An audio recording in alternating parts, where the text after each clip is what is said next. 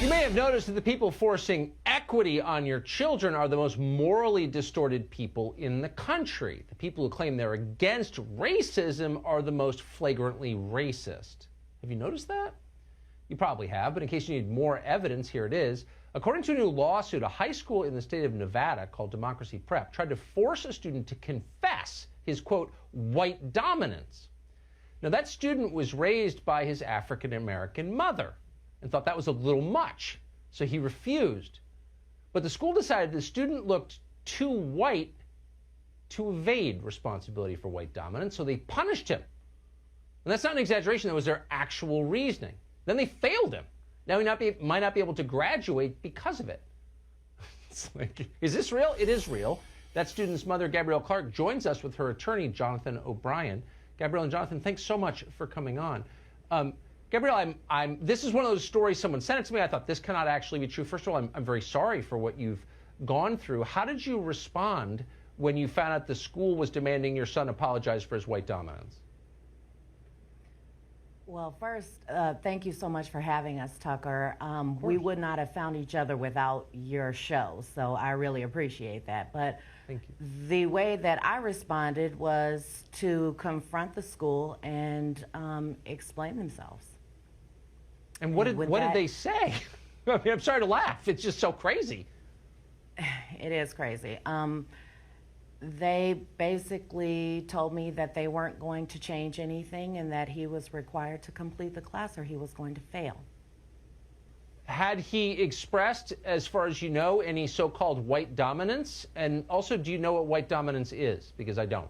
I have no idea what white dominance is, but the only kind of dominance has committed was ice cream in the freezer. Oh, ice cream dominance. So that's even worse. Ice cream dominance. That's it. Again, he's a good boy. He's a good, quiet boy. There's nothing oppressive about my son. God, the poor kid. So I'm wondering, just to your attorney, Mr. Bryan, I mean, is there a legal recourse against this? It's so obviously abusive and bigoted, but do you have a case, and what is it? Yes, we have a First Amendment case, a strong one. Schools cannot require students to publicly profess their sexual, gender, racial identities for a grade. That serves no apparent pedagogical purpose. It's compelled speech, and it's a violation of the First Amendment.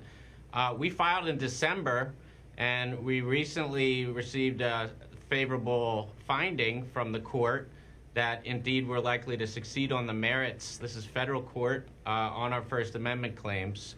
And this class and curriculum is not atypical. It's happening around the country. Yes, and there's probably more parents than Gabrielle Clark who have claims like this on behalf of their children. I hope you crush every one of them. Gabrielle, let me just apologize, by the way, for laughing. The absurdity of it made me laugh, but I feel for your son. I mean, he's a kid. How is he doing after all this? Well, he has got a level head, and he knows that his rights are his rights. So he's standing his ground, and I really respect that, and that has made me become very, very aggressive in my defense of my child, as should every other parent who has any kind of issues like this going on. Stick up for your children and do not let them trample all over your rights. Reach out, just like I did, to anybody who will listen. And I reached out to Elena Fishbein from No Left Turn in Education. And she hooked me and John O'Brien up.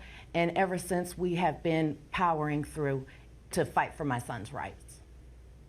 It's just amazing. And it makes my heart beat faster hearing you say that. Stand up for your child, and bless you for doing that. So many are not doing that. Gabrielle, Jonathan, they need to, Tucker. They need to. Yes, that's right. That's exactly right.